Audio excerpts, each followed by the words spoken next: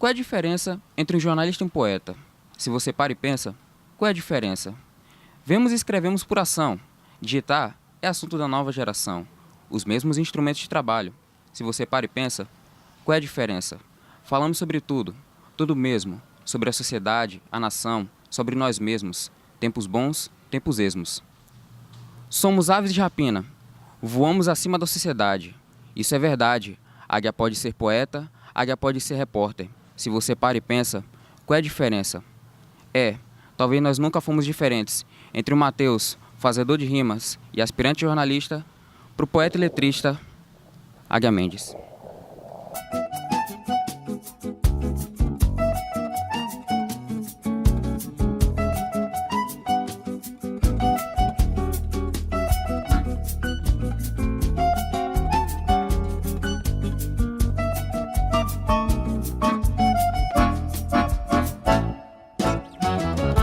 Olá para você que nos acompanha no canal Sala 221, eu sou Matheus Gonzaga e estou aqui com o poeta, letrista Águia Mendes. Águia, seu nome já de primeira impressão causa muita atenção. Por que Águia? Olha, muita gente também acha isso. Só que Águia Mendes não é o meu nome, é um pseudônimo. O meu nome mesmo é José Carlos de Aguiar Mendes.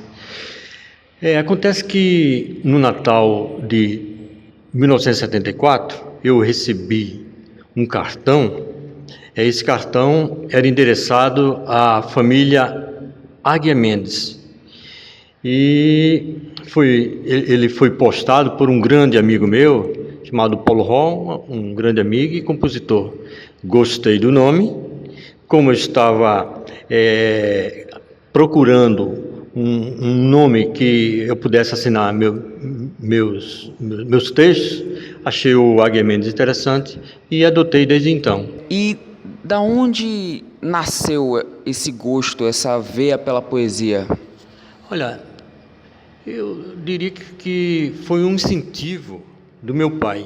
Eu acho que já falei alguma vez sobre isso. Ele nem imagina que ele foi o responsável por eu gostar desde muito pequeno de poesia.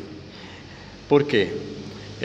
Ele sempre costumava reunir a mim e as minhas irmãs e recitar poemas. E a partir dessas leituras eu comecei a me interessar por poesia. É interessante o seguinte: eu tenho uma maneira muito peculiar de fazer poesia. Tem um período em que eu diria assim, estou em estado de poesia. Um período em que eu consigo, a partir de uma palavra, defragrar um poema. E há períodos em que, aliás, às vezes há longos períodos em que eu não consigo escrever absolutamente nada. Não há como eu escrever um verso sequer, não consigo. Às vezes eu tento, mas vou sempre rabiscando, vou jogando fora. Tem períodos que eu, seja caminhando, seja no trabalho, fazendo qualquer atividade, surge um verso, alguma coisa, eu vou, anoto, inclusive até dormindo.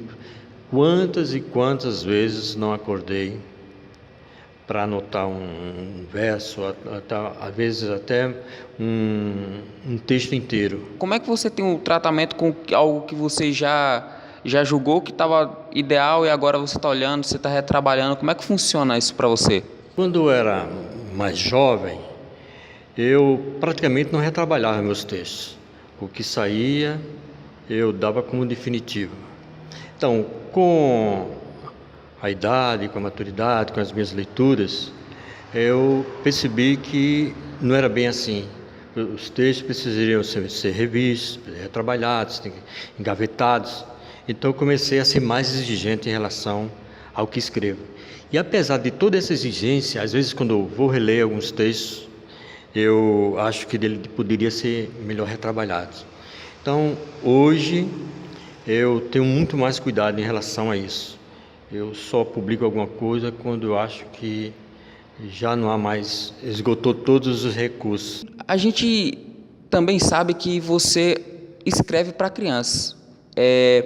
Quando você está nesse período assim sazonal assim, você escreve de tudo, tem um momento que é mais adulto, mais reflexivo para o seu eu mesmo, ou então você pensa mais num público mais infantil. Como é que você tem esse seu período de escrita criativa para o público infantil, para o público adulto? Interessante é que a literatura infantil, que eu gosto desde criança, eu sempre tentei escrever alguma coisa para criança, mas um texto ou outro assim, muito esporadicamente. Então foi num período aqui em que eu paguei uma cadeira de literatura infantil com a professora Neide Medeiros. Então eu comecei a penetrar mais no universo da literatura infantil. O garfo e a faca se casaram, agora são marido e mulher.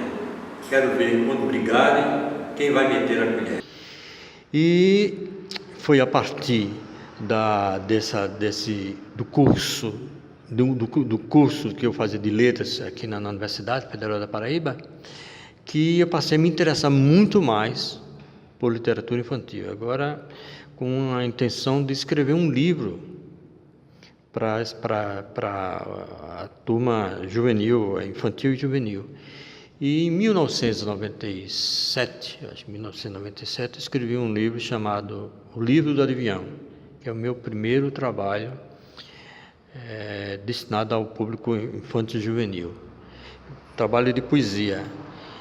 É um trabalho que eu optei em fazer em poesia porque andei pesquisando e vi que aqui não havia autores, aqui na Paraíba. Primeiro, eu posso até estar errado, mas fiz uma pesquisa e percebi que não havia autores de literatura infantil para poesia. Havia mais para prosa. Eu encontrei muita prosa, mas poesia eu não encontrei. Este aqui é o Sol de Aljubeira, um dos livros mais atuais do Águia, e ele trata de temas muito adultos, morte, religião, o amor um pouco mais erótico. Águia, como é que você imagina a recepção, a reação do público ao receber essa obra? Olha, foi uma das minhas preocupações, sobretudo quando o livro trata de um tema tão pesado que é a morte, né? Mas a razão desses poemas de morte é a seguinte, é que eu perdi uma filha de 16 anos, isso em 2000, e o que eu fiz? Eu quis fazer um epitáfio, pensei em um epitáfio para homenageá-la, só que o epitáfio saiu um pouco longo, bastante pesado, e esse primeiro poema é que deflagrou os outros poemas de morte. Só que eu pensei o seguinte, olha, eu não quero assustar as pessoas. Eu não quero tratar a morte como algo assim muito pesado, muito tétrico, que meta terror no leitor. Então, eu pensei num modo de tratar esse tema um pouco mais descontraído. Então, quem lê vai perceber que os textos são mais piadísticos, há muita graça, né, entre eles, justamente para amenizar mais a leitura.